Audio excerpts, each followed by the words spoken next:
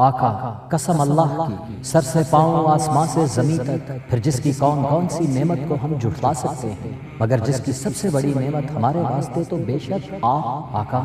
آپ کو سب جہانوں کے سب ذروں کا سلام، وہ جن میں ہمارے دل بھی۔ ہاں آقا، پھر قسم اس دن کی جب اس عظیم و شان کائنات میں یہ ذرہ سی زمین سب سے معتبر مقام ہو گئی کہ جس گھڑی اس نے آپ کا رخ انور دیکھا، اور وہ دن اور آج وہی دن ہے آقا، 12 ربیع الاول، اور آپ کے ماننے والوں کی تعداد آج 12 کیا 120 کروڑ سے بھی زیادہ ہے۔ پھر یہ اس زمین پہ بڑی کامیابی ہے اور یہ خوشی کا مقام ہے، مگر دکھ تو شدید رہتا ہے اور کہتے ہوئے کلیجہ میں لرزہ طاری ہوتا ہے، لیکن حقیقت یہی رہتی ہے ہم سب مل کر بھی ناکام ہیں، شدید ناکام، دنیا بھر میں ناکام آقا، اور ہماری اس سے بڑی نامرادی اور کیا ہو سکتی ہے کہ ہم نسل انسانی کو آپ کا عرفہ مقام آج بھی یوں نہیں سمجھا پائے کہ کچھ تو حق بھی ادا ہوتا، لیکن آقا ہم آپ کا حق ایک حرف ادا نہیں کر پائے تو پھر یہ کیسی خطا ہے؟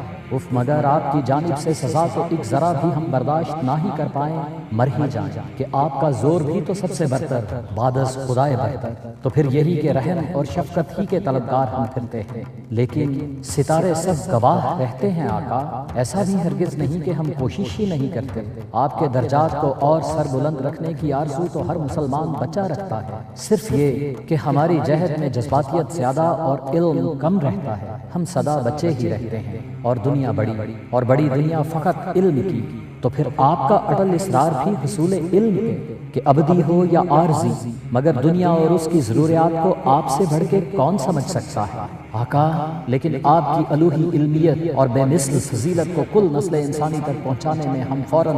دو گروہوں میں بڑھ جاتے ہیں۔ ایک نہایت چھوٹا سا گروہ تو جیسے کسی پرخروش دریا سے کہیں نکلتی کوئی ایک ندیہ سی، وہ جس کی رو رائے میں انسانی دل میں صرف وہی باتیں اترتی ہیں کہ جن کے پیچھے بندوقیں پہلے کھڑی ہوتی ہیں، تو یعنی وہ مختصر سا گروہ جو طاقت کو صداقت کی اڈل ضرورت مانتا ہے، لیکن دوسری طرف وہ کبیر و کثیر الکثیر مسلمان رہتے ہیں دنیا بھر میں جو جانتے ہیں کہ صداقت سے بڑی طاقت تو ممکن ہی نہیں، ہاں صرف صداقت کا صحیح ابلاغ ایک ضرورت رہتا ہے، تو پھر ہاں وہ جو مکالمہ پہ یقین رکھتے ہیں آقا، آپ کا طریق مکالمہ، آپ کی سنت بادلیل گفتگو، تو پھر چند لاکھ غیر معمولی جذباتی دوستوں کو چھوڑ کر باقی 1 ارب سے کہیں زائد آپ کے دیوانے جو رہتے ہیں، اتنے فرزانے تو رہتے ہیں کہ آپ کی سب سے گہری سنت کو کبھی فراموش نہیں کرتے، اور آپ کی سب سے عمیق سنت مگر تبلیغ، ہاں گویا بات چیت، مگر آقا یہاں مسئلہ رہتا ہے اور یہ بڑا ہی مسئلہ ہے، ہم بات چیت کے آداب جیسے بھلا بیٹھے ہیں، اور گفتگو کا سب سے پہلا اور لازم قرینہ